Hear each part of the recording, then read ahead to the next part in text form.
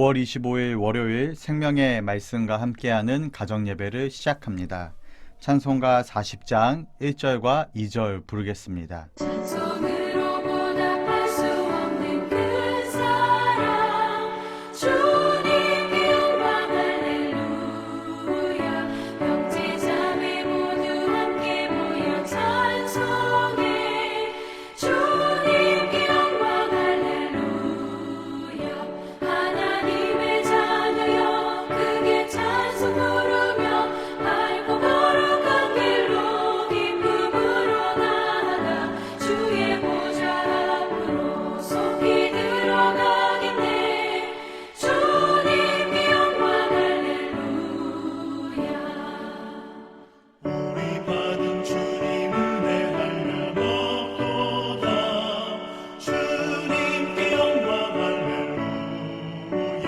기쁜 찬송 부르면서 천국 가겠네. 주님께 영광 할렐루야. 하나님의 자녀여 크게 찬송 부르며 밝고 거룩한 길로 기쁨으로 나아가 주의 보좌 앞으로 속히 들어가겠네. 주님께 영광 할렐루야. 이 시간 우리에게 주시는 하나님의 말씀은 구약성경 시편 104편 24절에서 26절입니다. 하나님의 말씀을 봉독하겠습니다. 여호와여, 주께서 하신 일이 어찌 그리 많은지요. 주께서 지혜로 그들을 다 지으셨으니 주께서 지으신 것들이 땅에 가득하니이다. 거기에는 크고 넓은 바다가 있고 그 속에는 생물 곧 크고 작은 동물들이 무수하니이다. 그곳에는 배들이 다니며 주께서 지으신 리워야단이 그 속에서 노나이다. 아멘.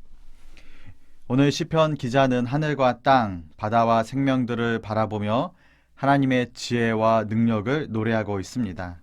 특별히 하나님께서 이 세상을 얼마나 놀랍고 질서 있게 다스리고 계시는지를 보여줍니다. 본문 24절 말씀입니다. 여호와여, 주께서 하신 일이 어찌 그리 많은지요. 주께서 지혜로 그들을 다 지으셨으니 주께서 지으신 것들이 땅에 가득하니이다. 아멘. 여기서 중요한 표현은 지혜로 지으셨다라는 것입니다. 하나님께서는 세상을 무질서하게 만드신 것이 아니라 분명한 뜻과 계획 가운데 창조하셨다라는 것입니다. 하늘의 별들과 바다의 움직임, 또 작은 생명 하나까지도 모두 하나님의 지혜 안에 존재하고 있습니다. 자연을 바라보면 하나님의 질서를 우리는 때때로 발견하게 됩니다. 해는 정해진 때에 떠오르고 계절은 흐트럼없이 또 반복되며 씨를 뿌리면 때가 되어 열매를 맺게 됩니다. 바다는 경계를 넘어가지 않고 수많은 생명들이 서로 연결되어 그렇게 살아갑니다. 우리 인간의 눈으로 봤을 때 이 모든 일들은 너무나도 익숙하고 당연한 모습으로 보이지만 사실 이 모든 것은 하나님의 지혜로운 다스리심 안에 유지되고 있다라는 것입니다. 시편 기자는 이 창조 세계를 바라보며 하나님의 위대하심을 찬양하고 있는 것입니다. 여러분, 하나님의 지혜는 인간의 지혜와 다릅니다. 인간은 눈앞의 작은 부분만 보지만 하나님은 처음과 끝을 보십니다. 인간은 현재의 상황만 바라보지만 하나님은 더 넓고 또 크신 계획 가운데 일하고 계십니다. 성경의 요셉이 생각해보면 그러한 삶을 살았습니다. 요셉은 형들에게 미움을 받아 애굽에 팔려갔고 또 억울한 누명을 쓰고 감옥에 들어가는 시간도 지나야 했습니다. 사람의 눈으로 보면 실패와 고난의 연속처럼 보였지만 하나님은 그 모든 과정 가운데 그 과정들을 사용하고 계셨습니다. 결국 하나님은 요셉을 애굽의 총리로 세우셨고 기근 가운데 야곱과 그 가정과 이스라엘 민족을 보존하셨습니다. 요셉의 삶은 우연처럼 흘러간 것이 아니라 하나님의 지혜 안에서 인도되고 있었던 것입니다. 계속해서 본문 25절과 26절을 보겠습니다. 거기에는 크고 넓은 바다가 있고 그 속에는 생물, 곧 크고 작은 동물들이 무수하니이다. 그곳에는 배들이 다니며 주께서 지으신 리워 야단이 그 속에서 노나이다. 아멘.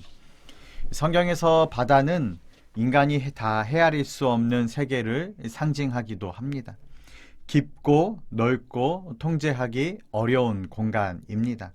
그러나 시편 기자는 그 바다조차도 하나님의 다스리심 안에 있다고 말합니다. 배가 다니는 것도 또 큰 생물이 움직이는 것도 모두 하나님의 손 안에 있다라는 것입니다.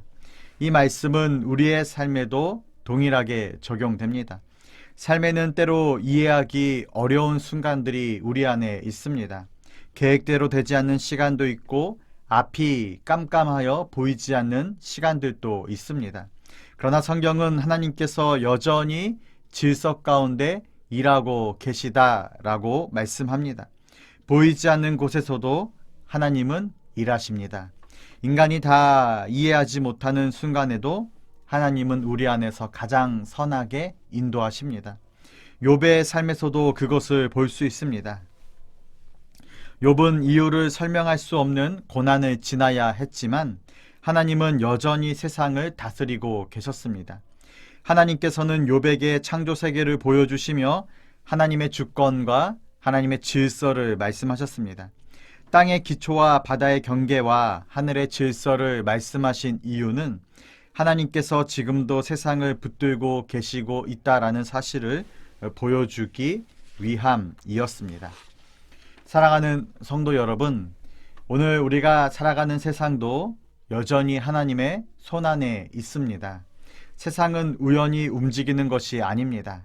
우리의 삶도 하나님의 지혜 밖에 있는 것이 아닙니다.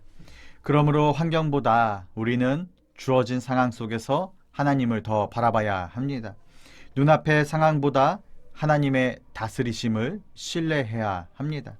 오늘 또 하나님은 우리의 삶을 붙드시고 보이지 않는 곳에서 가장 선하게 인도하고 계실 줄 믿습니다.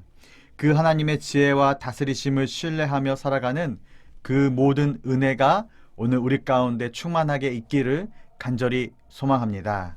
기도하겠습니다. 사랑의 하나님 아버지, 오늘 또 말씀을 통해 이 세상이 하나님의 지혜 가운데 움직이고 있음을 보게 하시니 감사합니다. 우리의 삶이 흔들리고 이해되지 않는 순간이 찾아와도 환경보다 하나님을 바라보게 하시고 두려움보다 하나님의 다스리심을 신뢰하게 하옵소서.